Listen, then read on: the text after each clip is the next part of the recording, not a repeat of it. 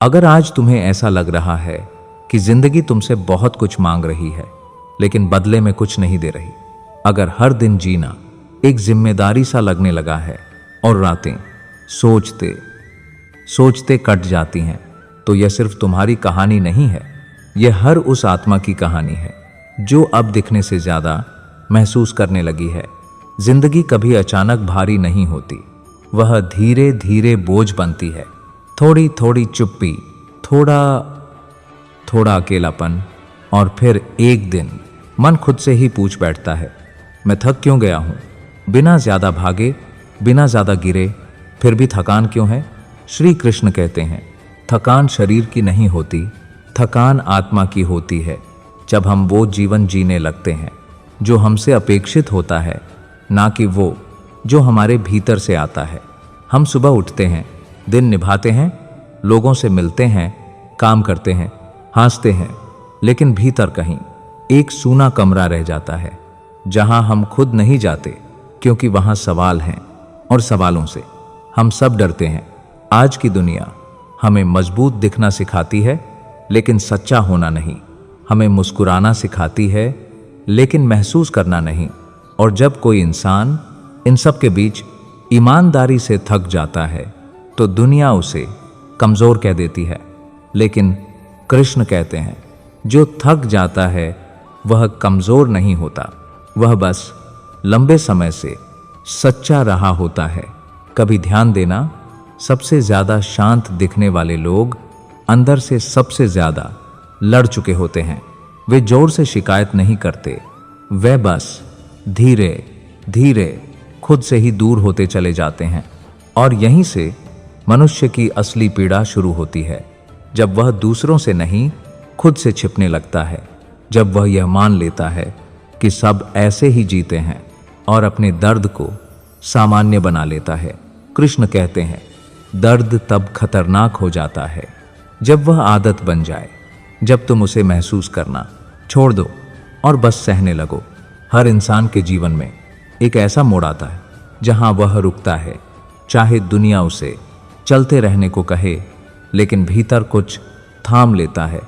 वही थामना कभी कभी जीवन का सबसे बड़ा संकेत होता है।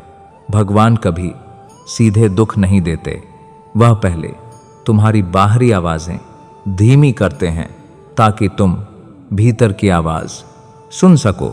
लेकिन हम उस शांति से डर जाते हैं, हमें लगता है कुछ गलत हो रहा है, जबकि असल में कुछ सही होने वाला होता है। जब जिंदगी सवाल बन जाए तो हर जवाब बाहर नहीं मिलता, कुछ उत्तर सिर्फ भीतर उतरते हैं, और वही उत्तर मनुष्य को धीरे धीरे जगाते हैं। लेकिन यहीं एक प्रश्न उठता है, अगर यह थकान किसी संकेत की तरह है, अगर यह रुकावट किसी नए रास्ते की शुरुआत है, तो फिर इस संकेत को समझें कैसे? इस भीतर की आवाज को सुने कैसे? इसी प्रश्न के साथ यह यात्रा अब शुरू हुई है। इस थकान को समझने के लिए सबसे पहले यह स्वीकार करना जरूरी है कि हर थकान आराम से ठीक नहीं होती। कुछ थकानें नींद से नहीं, समझ से ठीक होती हैं। और जब तक हम यह मानते रहेंगे कि थोड़ा और सह लेते हैं, तब तक जीवन हमें और सहने के मौके देता रहेगा। श्री कृष्ण कहते हैं, जीवन में जो रुकावट आती है वह हमेशा तुम्हें रोकने नहीं आती, कई बार वह तुम्हें गलत दिशा में आगे बढ़ने से बचाने आती है। लेकिन हम उस रुकावट को दुश्मन समझ लेते हैं, जबकि वह संकेत होती है पहली गहरी सीख। जो यह थकान सिखाती है वह है असंतुलन की पहचान। जब तुम लगातार देते जा रहे हो और भीतर कुछ भर नहीं रहा, जब तुम हर रिश्ते, हर जिम्मेदारी, हर अपेक्षा को निभा रहे हो लेकिन खुद को सूची के अंत में रखते हो, तो थकान आना तय है। क्योंकि जो खुद को लगातार अनदेखा करता है, जीवन एक दिन उसे रुकने पर मजबूर कर देता है। हम अक्सर गर्व से कहते हैं, मैं सब संभाल लूंगा, लेकिन कृष्ण कहते हैं, सब संभालने की कोशिश में खुद को गिरा देना बुद्धिमानी नहीं है। जो इंसान अपनी सीमा नहीं पहचानता, वह देर सवेर अंदर से टूटता है।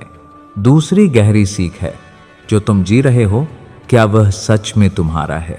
कई बार थकान इसलिए आती है क्योंकि हम वह जीवन जी रहे होते हैं जो हमसे अपेक्षित है, न कि वह जो हमारी आत्मा चाहती है। हम सही बनने की कोशिश में सच्चे होना भूल जाते हैं। कृष्ण कहते हैं, अगर तुम्हारी आत्मा हर दिन तुमसे कुछ कहने की कोशिश कर रही है और तुम उसे अनसुना कर रहे हो, तो वह चुप नहीं बैठेगी। वह थकान बनकर आएगी, बेचैनी बनकर आएगी और कभी कभी आंसुओं के रूप में भी। तीसरी और सबसे गहरी सीख है, ठहराव से डरना मत। आज की दुनिया रुकने को असफलता कहती है, लेकिन प्रकृति को देखो, बीज भी अंधेरे में चुपचाप पड़ा रहता है, तभी अंकुर बनता है। अगर वह अंधेरे से डर जाए तो कभी बाहर नहीं आ पाएगा। कृष्ण कहते हैं, हर ठहराव पतन नहीं होता, कुछ ठहराव तैयारी होते हैं। जीवन जब तुम्हें रोकता है तब वह तुमसे भागने को नहीं, गहराई में जाने को कहता है। इसलिए जब अगली बार तुम्हें लगे कि तुम बहुत थक गए हो, तो खुद से यह मत पूछना, मेरे साथ ऐसा क्यों हो रहा है, बल्कि पूछना, मुझे यह क्या सिखाने आया है। यहीं से पीड़ा ज्ञान में बदलने लगती है। लेकिन यह यात्रा आसान नहीं होती, क्योंकि जैसे ही तुम खुद की ओर मुड़ते हो, कुछ सच सामने आते हैं, कुछ रिश्ते, कुछ आदतें, कुछ फैसले जो तुम्हें अब वैसे नहीं लगते जैसे पहले लगते थे। और यही मन डरता है, क्योंकि बदलाव हमेशा कुछ न कुछ छीनता है। लेकिन कृष्ण कहते हैं, जो तुम्हें तुमसे दूर रखे उसे छोड़ना हानि नहीं होती, वह मुक्ति होती है। जब तुम यह समझने लगते हो कि हर बोझ तुम्हारा नहीं है, हर जिम्मेदारी तुम्हें ही नहीं उठानी और हर अपेक्षा तुम्हें ही पूरी नहीं करनी, तब मन धीरे धीरे हल्का होने लगता है। लेकिन यहीं एक और प्रश्न उठता है, अगर कुछ रिश्ते, कुछ लोग, कुछ आदतें हमारी थकान का कारण है, तो उनसे दूरी कैसे बनाएं, बिना कठोर बने, बिना कड़वे हुए, बिना खुद को दोष दिए। इसी प्रश्न के साथ यह यात्रा और गहरी होने वाली है। अगर इस वाणी में आपको कृष्ण की झलक मिली हो तो अपना प्रेम लाइक और शेयर के रूप में जरूर दें और कृष्णा वाणी चैनल को सब्सक्राइब करें। हम रोज आपके लिए आते हैं शाम 6 बजे कृष्ण की नई वाणी के साथ। कुछ रिश्ते हमें खुशी नहीं देते, फिर भी हम उन्हें छोड़ नहीं पाते। कुछ लोग हमें बार बार थकाते हैं, फिर भी हम उनसे दूर नहीं हो पाते। और सबसे अजीब बात यह है कि हम ये सब जानते हुए भी उसी चक्र में घूमते रहते हैं, क्योंकि डर लगता है, अगर छोड़ दिया तो क्या होगा। श्री कृष्ण कहते हैं, मनुष्य रिश्तों से नहीं बंधा होता, मनुष्य अपेक्षाओं से बंधा होता है। हम सामने वाले से यह उम्मीद रखते हैं कि वह बदलेगा, समझेगा, हमारे लिए वैसा बनेगा जैसा हम चाहते हैं, और जब वह नहीं बनता तो हम दुखी हो जाते हैं। रिश्ते तब थकाने लगते हैं जब तुम खुद को बार बार छोटा करने लगते हो, जब तुम अपनी बात कहने से डरने लगते हो, जब तुम्हारी चुप्पी समझी नहीं जाती बल्कि सुविधा बना ली जाती है। कृष्ण कहते हैं, जहाँ तुम्हें खुद होने की अनुमति न हो वहाँ प्रेम नहीं होता, वहाँ सिर्फ आदत होती है, और आदत कभी आत्मा को तृप्त नहीं करती। हम अक्सर कहते हैं, वह बुरा नहीं है, बस ऐसा है, वह बदल जाएगा, मैं ही ज़्यादा सोच रहा हूँ। लेकिन इन वाक्यों के पीछे एक गहरा सच छुपा होता है। हम सच स्वीकार नहीं करना चाहते, क्योंकि सच स्वीकार करने का मतलब होता है कुछ बदलना, और बदलाव से हम सब डरते हैं। श्री कृष्ण कहते हैं, सत्य कड़वा नहीं होता, अस्वीकार कड़वा होता है। जब तक तुम गलत को सही कहकर जीते रहोगे, तब तक मन कभी शांत नहीं होगा। कुछ रिश्ते हमारी जिंदगी में सिर्फ इसलिए आते हैं ताकि वे हमें हमारी सीमाएं सिखा सकें। वे हमें यह सिखाते हैं कि हर किसी के लिए सब कुछ बनना जरूरी नहीं, और हर किसी को खुश रखना हमारा कर्तव्य नहीं। कृष्ण कहते हैं, जिस दिन तुमने ना कहना सीख लिया, उस दिन तुमने खुद को बचाना सीख लिया। ना कठोरता नहीं है, ना स्पष्टता है, और स्पष्टता बहुत सारी पीड़ा से बचा लेती है। थकान का एक बड़ा कारण यह भी होता है कि हम ऐसे रिश्ते निभाते रहते हैं जो अब हमारे जीवन के वर्तमान चरण से मेल नहीं खाते। हम बदल चुके होते हैं, लेकिन रिश्तों को उसी पुराने रूप में ढोते रहते हैं। श्री कृष्ण कहते हैं, जो रिश्ता तुम्हें तुम्हारे अतीत में बांधे रखे, वह तुम्हें भविष्य की ओर बढ़ने नहीं देगा। रिश्तों से मुक्त होने का अर्थ रिश्ते तोड़ना नहीं है। मुक्त होने का अर्थ है अपेक्षाओं को छोड़ना। जब तुम सामने वाले से यह उम्मीद छोड़ देते हो कि वह तुम्हें पूरा करेगा, तब तुम पहली बार स्वतंत्र होते हो। कुछ लोग हमारे जीवन में हमेशा रहेंगे, कुछ लोग कुछ समय के लिए, और कुछ लोग सिर्फ एक सबक बनकर। हर किसी को एक ही स्थान देना अपने ही जीवन के साथ अन्याय करना है। कृष्ण कहते हैं, जो तुम्हें बार बार खुद से दूर करे, वह रिश्ता संभालने योग्य नहीं, समझने योग्य है। और जिसे समझ लिया जाए वह पकड़ नहीं बनता। धीरे धीरे जब तुम यह सीख लेते हो कि हर दर्द तुम्हारी गलती नहीं और हर दूरी तुम्हारी हार नहीं, तब मन हल्का होने लगता है। तब तुम्हें लोगों की कम और अपनी ज्यादा समझ आने लगती है। लेकिन यहां भी मन एक अंतिम सवाल पूछता है, अगर कुछ रिश्तों से दूरी जरूरी है, अगर अपेक्षाओं को छोड़ना है, तो फिर इस खाली जगह को कैसे भरें, किससे जुड़ें, कहां टिकें? इसी प्रश्न के साथ यह यात्रा अपने अंतिम चरण में पहुंचती है। जब कुछ रिश्तों से दूरी बनानी पड़ती है, जब अपेक्षाएं छोड़नी पड़ती हैं, तो भीतर एक खाली जगह बनती है। और वही खाली जगह मनुष्य को सबसे ज्यादा डराती है, क्योंकि हमें सिखाया गया है कि खालीपन बुरा होता है। लेकिन श्री कृष्ण कहते हैं, खालीपन बुरा नहीं होता, खालीपन स्थान होता है।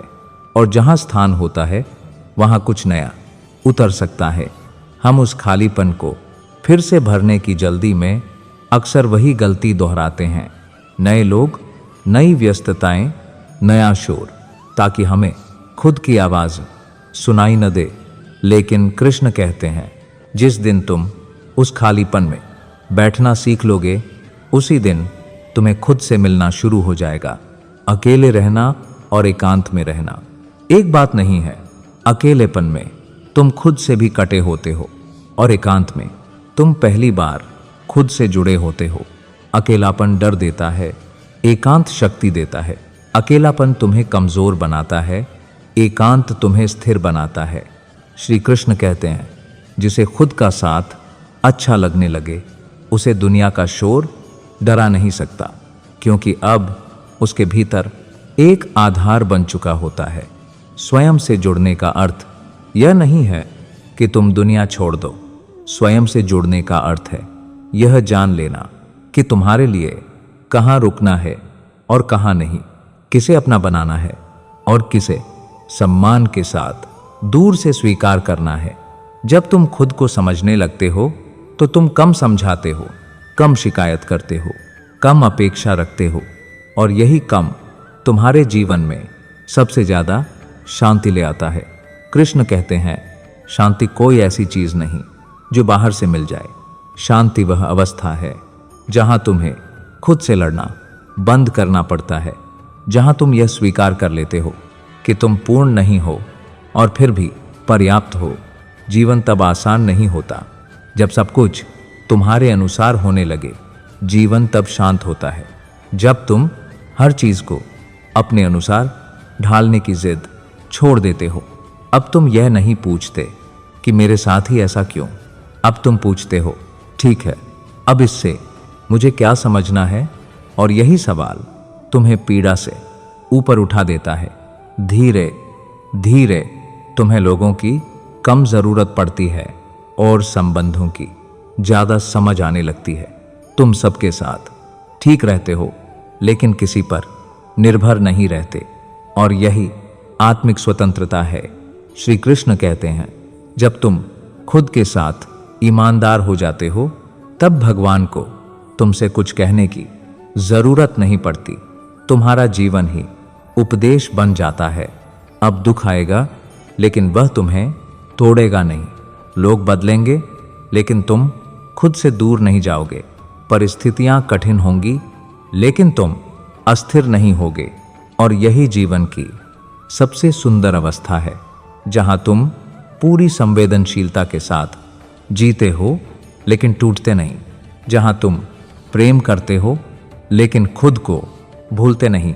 अगर इस पूरी यात्रा में कहीं भी तुम्हें लगा कि यह वाणी तुम्हारे मन की किसी अनकही बात को छू गई है, तो समझ लेना तुम अकेले नहीं हो। यह वीडियो तुम्हें बदलने नहीं आया था, यह तुम्हें याद दिलाने आया था कि तुम पहले से ही काफ़ी हो। जब भी जीवन भारी लगे, जब भी मन अकेला पड़ जाए, तो एक पल ठहरना और भीतर से कहना, हे कृष्ण, अब मैं खुद के साथ हूँ। फिर देखना, जीवन वैसा नहीं बदलेगा जैसा तुम चाहते हो, लेकिन तुम वैसे बन जाओगे जो हर हाल में शांत रह सके। जय श्री राधे कृष्ण। कृष्ण की कृपा हमेशा तुम्हारे साथ रहे।